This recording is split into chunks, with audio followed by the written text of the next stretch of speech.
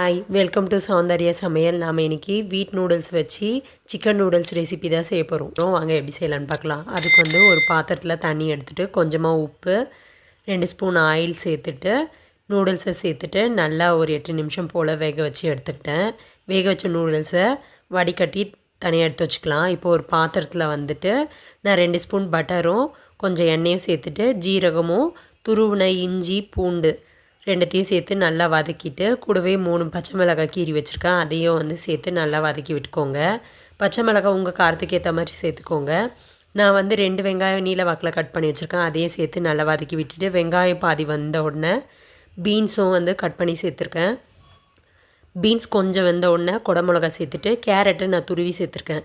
இப்போ வெஜிடபிள்ஸ்லாம் வந்து of cook ஆகணுன்னே நடுவில் இந்த மாதிரி எல்லாத்தையும் ஓரங்களில் தள்ளி விட்டு நடுவில் இருக்கிற ஆயிலில் கொஞ்சமாக உப்பும் பெப்பர் பவுடரும் சேர்த்துருக்கேன். ஆயிலையும் பெப்பரும் உப்பும் சேர்த்துட்டா வந்து முட்டையில் மேலே திட்டா நிற்காமல் உள்ளே மிக்ஸ் ஆகிடும். அதுக்காக முன்னாடி போட்டுட்டு அதுக்கப்புறம் வந்து ஒரு 6 முட்டையை உடச்சி ஊற்றிட்டு கூடவே வந்து சிக்கன் மசாலா கொஞ்சம் 1/4 ஸ்பூன் கரம் மசாலாவை சேர்த்து நல்லா இந்த மாதிரி எக்கில் நல்லா ஸ்க்ராம்பிள் பண்ணி எடுத்துக்கிட்டேன்.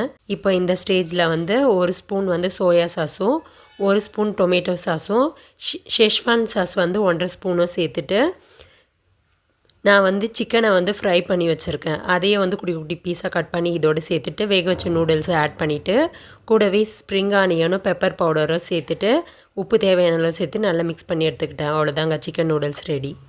மறக்காமல் ட்ரை பண்ணி பார்த்துட்டு கமெண்ட் பண்ணுங்கள்.